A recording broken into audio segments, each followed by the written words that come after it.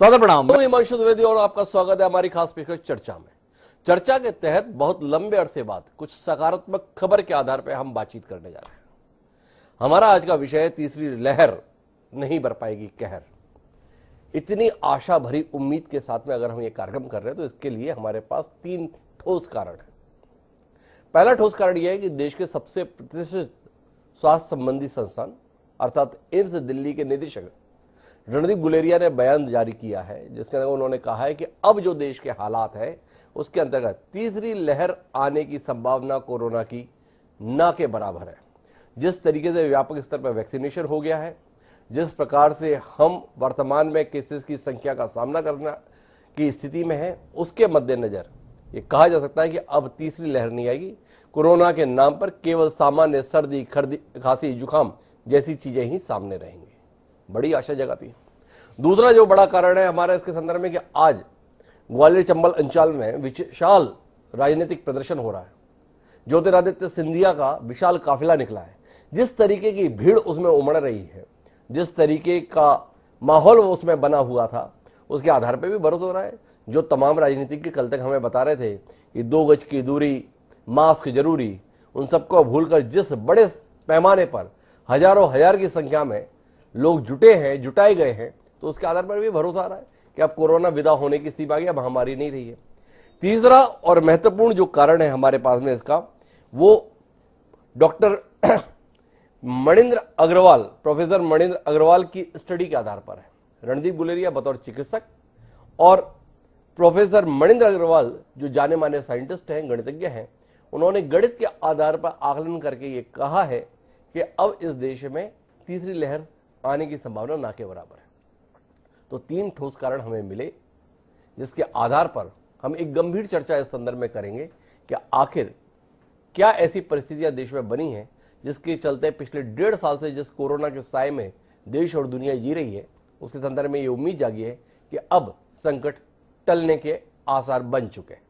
इस चर्चा का हिस्सा बनने के लिए 3 खास मेहमान हमारे साथ जुड़ रहे हैं, उनसे आपका परिचय कराएं और इस अहम विषय पर कुछ सकारात्मक बातचीत करें। उससे पहले लेकिन समय है आज के विचार सूत्र का। हमारा आज का विचार सूत्र बड़ा संक्षिप्त है। हमारा विचार सूत्र ये कहता है, जो छांदोग्य उपनिषद से लिखा गया है, वो ये कहता है कि आशा वाव स्मराद भय, अर्थात आशा ही स्मरण की अपेक्षा उत्कृष्ट है। अतीत के अंतर्गत जो कुछ भी कटु अनुभव थे, उसके मुकाबले में कोरोना से मुक्ति की आशा अपने आप में बेहद सुखद अनुभूति देती है।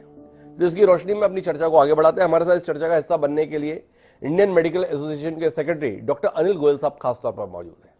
हमारे साथ डॉक्टर अतुल अग्रवाल जी हैं, जो पूर्व राष्ट्रीय coordinator advance science of vaccination है, वह भी हमारे साथ है। आप दोनों का स्वागत है।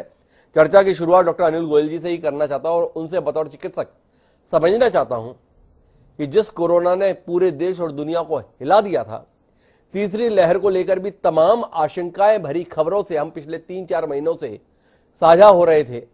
अचानक अब ये खबरें हैं, ये सूचनाएं हैं, ये दावे हैं कि तीसरी लहर का संकट टल गया है।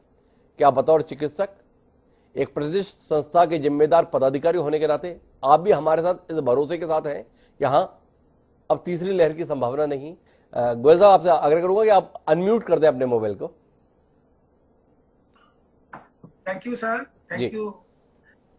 जैसा डॉक्टर गुलेरिया कह रहे हैं कि वो थर्ड वेव नहीं आएगी, मुझे लगता है कि मैं उससे थोड़ा सा भिन्न मेरा मत है जी।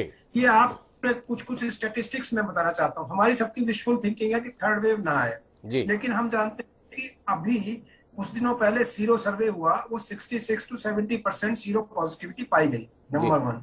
दूसरा, जितनी भी वैक्सीन है हमारे यहाँ अवेलेबल, वो 60 to 90% की उनकी एफिकेसी है। तो इसका मतलब क्या हुआ कि करीब 30% लोग ऐसे हैं जो अनवैक्सीनेटेड हैं जी, और जिनको इन्फेक्शन हो सकता है, और जो वैक्सीनेटेड है उनमें भी कुछ में रिपीट इन्फेक्शन हो सकता है, हालांकि वो इतना सीरियस नहीं होगा। ये भी मैं आपके इस मंच से बताना चाहता हूँ जी। तो और बट एक पॉजिटिव बात ये हुई है कि पिछले 3 महीने में कोई नया वेरिएंट नहीं आया है। ये रिपोर्ट है डॉक्टर एन के अरोड़ा की, जो कोविड टास्क फोर्स के चेयरमैन है गवर्नमेंट ऑफ इंडिया के जी।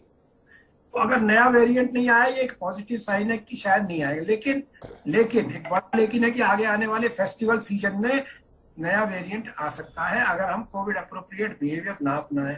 हमारा वैक्सीनेशन अगर पूरा उतना नहीं हो जो हम चाहते हैं कि हर एडल्ट पॉपुलेशन को प्राइम मिनिस्टर मोदी जी ने कहा 31 दिसंबर तक पूरा हो जाए, हमको उम्मीद है कि वो होगा। मैंने आपके पिछले बार वाले में भी जी कहा कि ये मुझे उम्मीद है कि ये संभव है 31 दिसंबर तक, जैसे 1 से 2 करोड़ वैक्सीन लग रही है।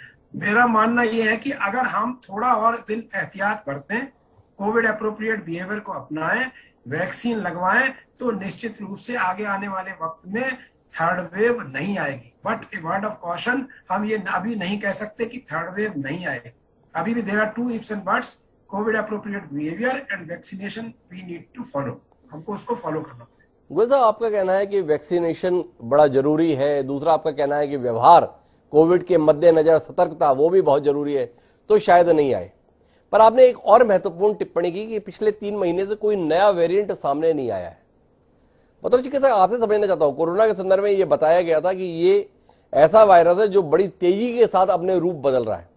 क्या कुछ ऐसा हो गया? आपके जन्म में भी तो कौतूहल होगा ये जानने में कि ऐसा क्या हुआ जो अचानक इतनी तेजी से रूप बदलता था, उसने आजकल अपना रूप बदलना रोका हुआ है। किस लिए, किस बात से डर गया वायरस? जी, इसके बहुत सारे रूप बदलता है, ये कई सौ हो सकता बदले, लेकिन बात क्या है कि जैसे डेल्टा वेरिएंट आया जिसने सेकंड वेव में इतना तूफान मचाया, क्या वो सिम्टोमेटिक करता है, क्या वो इतना इफेक्टिव है, तब हम उस वेरिएंट को चेक करते हैं। नहीं तो ऐसे तो रोजाना किसी, कभी उसकी सेल का सरफेस बदल जाता है, कभी उसका एनवेलप बदल जाता है, कभी उसका जेनेटिक मटेरियल थोड़ा। लेकिन इज इट सो इम्पोर्टेंट कि वो डिजीज पैदा करे? तो डिजीज जो नए वाले जितने भी टेस्ट हुए हैं उनमें डेल्टा वेरिएंट के अलावा नया वेरिएंट नहीं आया। रूप बदलना, छोटे मोटे रूप तो बदल रहा है, जैसे आपने कहा बहरूप ही आया, लेकिन बहुत बड़ा रूप कोई नहीं बदला गया जो बीमारी कर रहा।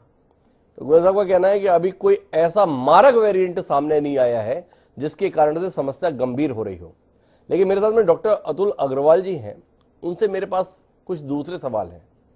अतुल साहब, मैं ये समझना चाहता हूं कि बड़े पैमाने पर अभी स्कूल खोले जा रहे हैं, शैक्षणिक संस्थान खोले जा रहे हैं, और इस देश में अभी भी बच्चों का वैक्सीनेशन शुरू नहीं हुआ है, और ऐसे में दावा है कि तीसरी लहर नहीं आएगी। थोड़ा विरोधाभास है।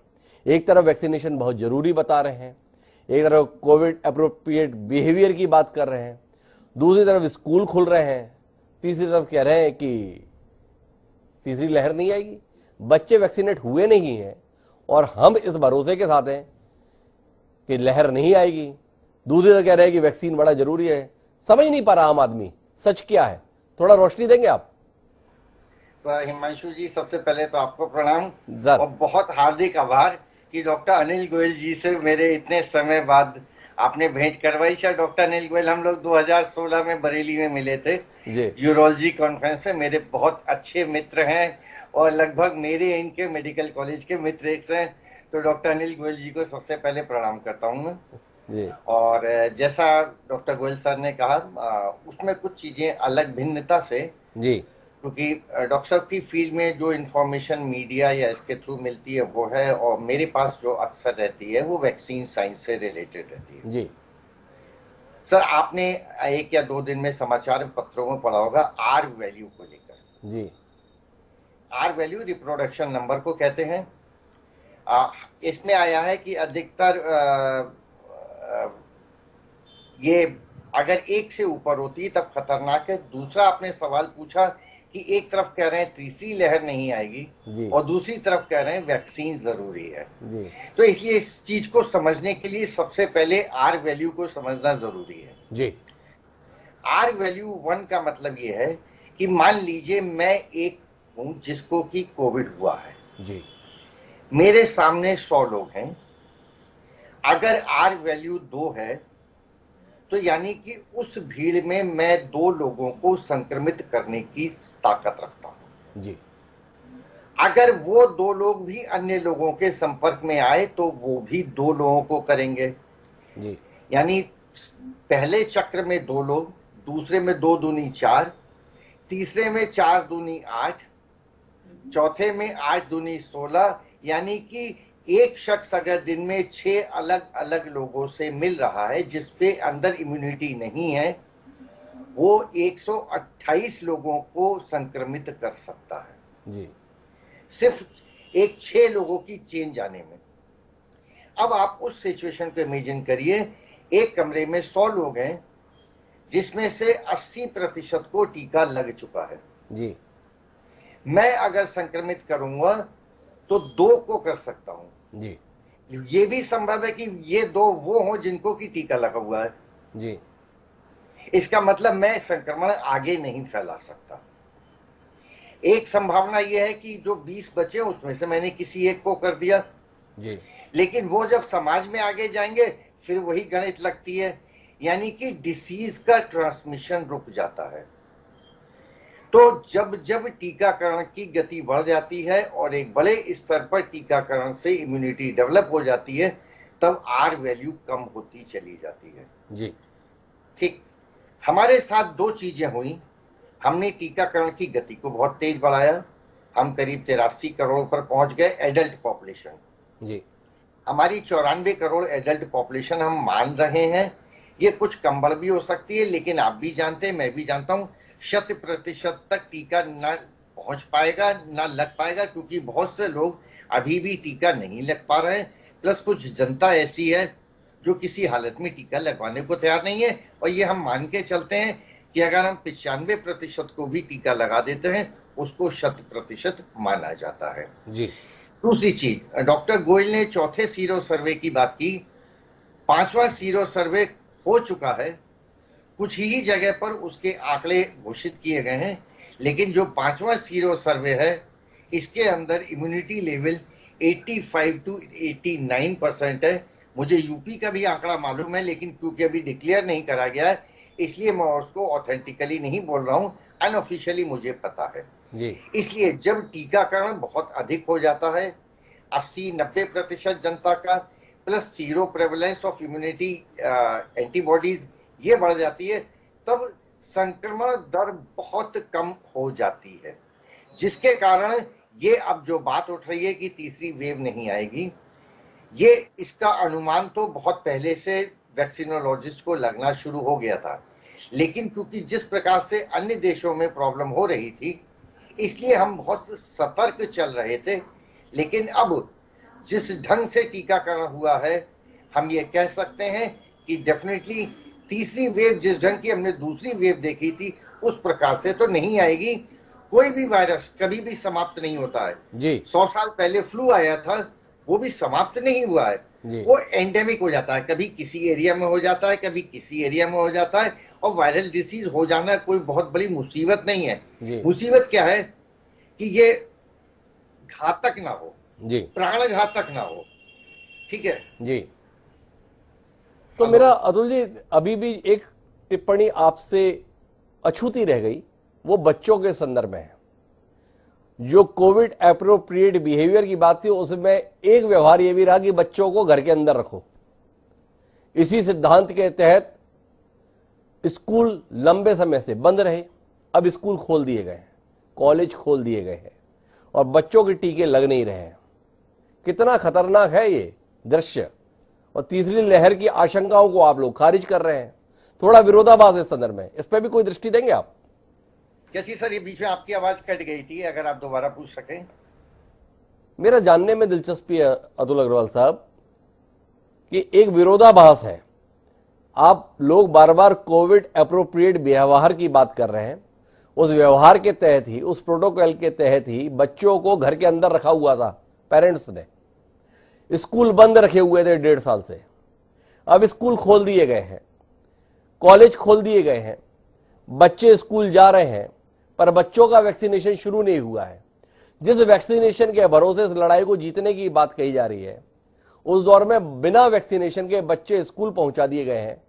क्या यह खतरनाक नहीं है? क्या यह तीसरी लहर को आमंत्रण नहीं है? ये एक सवाल है, आपकी तरफ से टिप्पणी इस पर। देखिए, पिछले 1.5 साल के अंदर जो हमने पाया है कि पहले तो हम मान के चल रहे थे कि जिस प्रकार से फर्स्ट वेव ने एक सीनियर सिटीजन को अफेक्ट करा था, सेकेंड वेव ने मिडिल एज को करा, ये एक अनुमान था कि अगर थर्ड वेव आएगी तो छोटे बच्चों में आएगी। लेकिन सेकेंड वेव में हमने एक चीज ऑब्जर्व की कि अगर परिवार में 1 या 2 लोगों को हुआ तो बच्चों को भी संक्रमण हुआ, उनमें भी एंटीबॉडीज पाई गई, लेकिन पता ही नहीं चला कब में कोई इन्फेक्शन हो गया। और शोध करने पे पता चला कि नाक में IL-6 रिसेप्टर्स बच्चों के डेवलप नहीं होते हैं। प्लस एक बच्चों में थाइमस ग्लैंड होती है जो कि टी सेल इम्यूनिटी देती है, और कोविड से लड़ने में टी सेल इम्यूनिटी बहुत कॉमन है, बहुत इंपॉर्टेंट है। दूसरी चीज ये है कि हम बच्चे को जन्म से लेके 10 साल तक एक नियमित टीकाकरण में विभिन्न टीके दे रहे हैं, जिसकी वजह से बार बार इनका इम्यून सिस्टम एक्टिवेट होता रहता है। ये इम्यूनिटी लेवल 12 साल की उम्र से कम होती है। हमें विदेशी मीडिया के उस पर नहीं जाना चाहिए। अगर हम देंगे भी टीका तो 12 से 18 साल वाले के लिए, छोटे बच्चों को ये बिल्कुल वैसा ही है जैसे सर्दी जुकाम। एक बार मैंने पहले आपसे भी कहा था, जिसको कुछ लोग कहते हैं ठंडा पानी पी लिया, कोविड बच्चों में घातक नहीं है, ये चीज अब बिल्कुल क्लियर हो चुकी है। बड़ी महत्वपूर्ण जानकारी साझा कर रहे हैं डॉक्टर अतुल अग्रवाल जी। 12 साल से कम के बच्चों के लिए टीके की जरूरत ही नहीं है, उन्हें अगर होगा भी कोरोना का इफेक्ट तो वो सर्दी जुकाम से ज्यादा नहीं रहेगा। ऐसी तमाम रिसर्च के आधार पर वो अधिकार पूर्वक कह रहे हैं। मेरे साथ में डॉक्टर रितु सक्सेना भी जुड़ गई हैं, साइंटिस्ट हैं, लोक नायक जेपी अस्पताल की। स्वागत है आपका रितु जी। और आपसे ही समझने का है कि वर्तमान में जो केसेस की संख्या अभी भी 25-30 हजार है, इसके बावजूद भी दावा है तीसरी लहर नहीं आएगी। जो देश 500-700 केसेस में सहम गया था, उस देश में 25,000-30,000 केस आने के बाद भी ये राहत का संदेश दिया जा रहा है कि तीसरी लहर नहीं आएगी। भरोसा कैसे करें? आप भरोसा कर पा रही?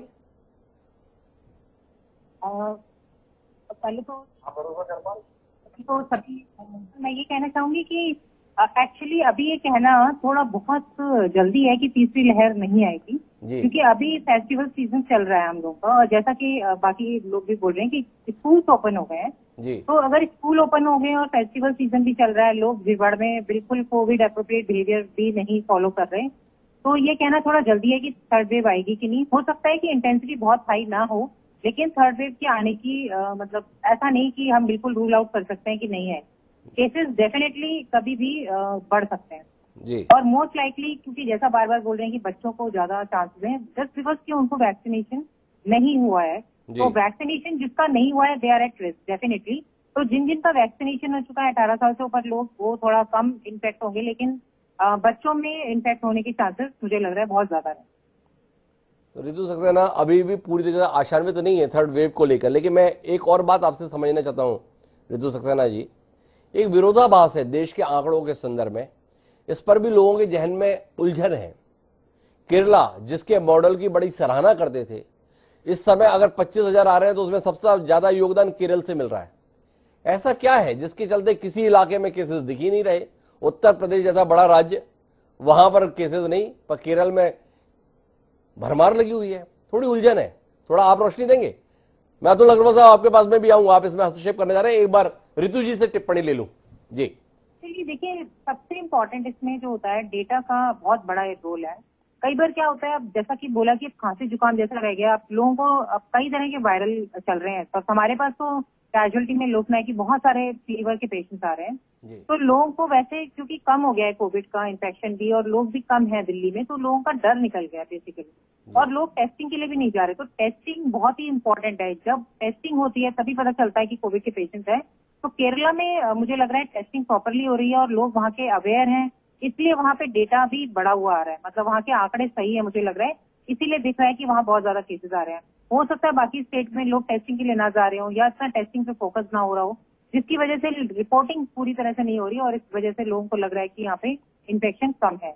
और सेकंड, एक ये भी रीजन हो सकता है कि एक बार जब ये स्प्रेड हो जाता है इन्फेक्शन कोविड का, इसका मतलब तो पॉजिटिविटी की वजह से बार बार लोग इन्फेक्ट हो रहे हैं। जैसे केरला में अभी कंट्रोल में नहीं आ पा रहा है, बाकी जैसे दिल्ली में बहुत इंटेंसली हम लोगों ने कंट्रोल किया, तो अब अभी बहुत कम चल रहा है, और मतलब रिपोर्टिंग भी ठीक चल रही है। तो इसलिए मुझे ऐसा लग रहा है कि एक बार इन्फेक्शन अगर जैसे दिल्ली में भी सेकेंड वेव जब आई थी, तो एकदम से बहुत ज्यादा केसेस शूट अप कर गए थे, उसी तरह से ग्राफ नीचे आया था। तो एक तो डेटा का बहुत इंपॉर्टेंट रोल है रिपोर्टिंग का, और सेकेंडली पेशेंट जो है उनके अंदर जो टेस्टिंग के लिए जो जाने का वो है कि वो जा ही नहीं रहे टेस्टिंग के लिए, ये भी बहुत बड़ा रीजन है कि डेटा हमारा कम आ रहा है कई स्टेट का। तो रितु सक्सेना जी जो बिंदु बता रही हैं, एक कि लोग टेस्ट कम करा रहे हैं संभवतः इन इलाकों में, और दूसरा ये कि डेटा सही है कि नहीं है। पर क्या डॉक्टर अतुल अग्रवाल भी इसी नजरिए के साथ है, या उनके पास में कोई और दृष्टिकोण है? एक बार सुनते हैं जी अग्रवाल साहब। डेटा है आपने केरल मॉडल का जिक्र करा जी, केरल मॉडल बहुत अच्छा था, पर वो पिछले साल था। उसकी वजह से ये हुआ कि कम्युनिटी का सीरो प्रोटेक्शन लेवल जिस समय हमारे यहाँ 60 और 70% आया था, उस समय सबसे कम सीरो प्रोटेक्शन लेवल केरल का आया था। That was 35 to 41.8%। जी। इस sero prevalence of protective antibody कम होने की वजह से केरल में सेकेंड वेव के बाद केसेस बहुत ज्यादा बढ़ गए। लेकिन साथ ही साथ केरल ने वैक्सीनेशन बहुत अच्छा किया था, इस कारण अत्यधिक केस होने के उपरांत भी डेथ रेट वहां पर बहुत कम रहा, अगर हम उत्तर भारत के आंकड़ों से उसकी तुलना करते हैं। ये खुद हमारी इस बात को सिद्ध करता है कि आर वैल्यू की क्या वैल्यू है जी। केरल में अधिक केस होने के बाद भी वहां पर मृत्यु दर कम है, क्योंकि टीकाकरण की गति बहुत अच्छी हुई थी। टेस्ट जबरदस्ती कम, इतने 60-70 करोड़ लोगों के टेस्ट हो चुके हैं। हर दिन मैं भी अपना टेस्ट कराने नहीं जाऊंगा, मुझे अपने पूरे परिवार का मालूम है वैक्सीन लग चुका है, सब कुछ हो चुका है। तो जिसको कुछ लक्षण मिलेंगे उसी का तो टेस्ट कराएंगे, जबरदस्ती किसी का पकड़ के करोड़ों का टेस्ट तो नहीं करा देंगे। इसलिए ये कहना तो बहुत आसान है कि टेस्ट कम हो रहे हैं, टेस्ट लक्षण के हिसाब से ही होंगे, और कोई बीमारी खत्म नहीं होती है। इससे अधिक मृत्यु तो इस समय डेंगू से हो रही है। डेंगू भी है 3-5 साल बाद आता है, मलेरिया भी कुछ साल बाद साइकिल होते हैं। तो लहर जिस ढंग की हमने सेकेंड वेव देखी थी, ये तो नहीं ही आएगी, ये 2-3 महीने पहले हो गया था। लेकिन डॉक्टर गुलेरिया साहब जिस एक महत्वपूर्ण पद पर बैठे हुए हैं, उनके लिए संभव नहीं था, क्योंकि जब तक टीकाकरण नहीं हो जाता तब तक वो इस चीज को नहीं कह रखे सकते थे। और सरकार बहुत जिम्मेदारी से बर्ताव कर रही है। अब उन्होंने डेफिनेटली कहा है गुलेरिया साहब ने, तो हम इनकी किसी बात को नकार नहीं सकते हैं, क्योंकि वैक्सीनोलॉजिस्ट का मानना यह है कि जिस ढंग से हमने टीकाकरण किया है, ये वेव नहीं होगी। और विश्व के लिए यही सबसे बड़ी परेशानी की विषय है कि ये जिस ढंग से तीसरी वेव की वो उम्मीद कर रहा था पूरा विश्व, वेस्टर्न मीडिया, वेस्टर्न वर्ल्ड, वो नहीं हुआ, तब फिर उन्होंने कोविशील्ड पे बंदूक चला दी। मैं इस ब्रेक के बाद में इस विषय पर भी चर्चा करूंगा, लेकिन अभी इस चरण की चर्चा की आखिरी टिप्पणी के लिए मैं डॉक्टर अतुल अग्रवाल जी से निकलकर डॉक्टर अनिल गोयल जी की ओर रुख करना चाहता हूं। गोयल साहब, आपसे आखिरी टिप्पणी चाहता हूं इस पहले चरण की बातचीत के अंतर्गत, और वो टिप्पणी इस संदर्भ में है कि कुल मिलाकर तीसरी वेव नहीं आएगी। देश के सबसे प्रतिष्ठित संस्थान के निदेशक की इस टिप्पणी ने क्या हमारी सजगता को, हमारी सतर्कता को नकारात्मक रूप से प्रभावित नहीं कर दिया? क्या आपको नहीं लगता है कि जिस प्रकार के फेस्टिवल सीजन की आशंका आप, डॉक्टर रितु सक्सेना, यहां तक कि डॉक्टर अतुल अग्रवाल भी व्यक्त कर रहे हैं, ऐसे माहौल के बीच में अपेक्षा तो यह है कि लोगों को ज्यादा से ज्यादा सचेत रहने के लिए कहा जाए, ये आशंका ही हमें सचेत रखती है। वहां पर यह टिप्पणी तीसरी लहर आने की संभावना ना के बराबर एक नए खतरे को तो पैदा नहीं कर देगी? हिमांशु जी, सबसे पहला मेरा ओपनिंग सेंटेंस था कि मैं डॉक्टर गुलेरिया से इस मामले में पूरी तरह सहमत नहीं जी। तो मुझे लगता है कि ये बहुत प्रीमेच्योर स्टेटमेंट है कि तीसरी लहर नहीं आएगी जी। मैंने उसमें जोड़ा तीसरी लहर शायद नहीं आएगी। आप भी नीचे कैप्शन चला रहे हैं, मुझे लगता है बहुत अच्छा वो कैप्शन आपने शायद नहीं आएगी। उस शायद में वैक्सीनेशन का फैक्टर है, उस शायद में कोविड एप्रोप्रिएट बिहेवियर का फैक्टर है, उस शायद में जो बच्चों को, जो 12 से 18 साल वाले बच्चों को वैक्सीन लगनी है अक्टूबर से, वो एक फैक्टर है। तीसरा फैक्टर है कि निश्चित रूप से जब 70% सीरो पॉजिटिविटी है तो हमारी एंटीबॉडीज के अलावा सेलुलर इम्यूनिटी भी होती है, जो कि लेट इम्यूनिटी जिसको कहते हैं, जो इनविजिबल इम्यूनिटी, उसका कोई मेजरेबल नहीं है। तो दोनों तरह की इम्यूनिटी के कारण हार्ड इम्यूनिटी भी एक विषय है। जब 70 से 80% लोगों में इन्फेक्शन नहीं रहता या कंट्रोल रहता है तो फिर उसकी चेन भी टूट जाती है। तो कोविड का एक दूसरे से ट्रांसमिशन की चेन टूट जाती है, तो हम उस पर भी भरोसा कर रहे हैं। सारा चीज फैक्टर ठीक है, लेकिन नहीं आएगी, मैं ऐसा नहीं मानता। मैं एक, आपने कहा इंडियन मेडिकल एसोसिएशन के वित्त सचिव होने के नाते मैं कहता हूं हमको सावधानी की जरूरत है। हमको अभी भी फेस्टिवल में भीड़ भाड़ में नहीं जाना है। हमको दिवाली मनाना है तो अपने परिवार में परिवारजन के साथ, प्रॉपर जो वैक्सीनेशन वाले लोग हैं उनके साथ मनाना है। स्कूल में अगर भेजना है तो ये इंश्योर करना है कि वहां सारे टीचर्स का, सारे स्टाफ का डबल वैक्सीनेशन हो गया है और कोविड एप्रोप्रिएट बिहेवियर अपनाना है।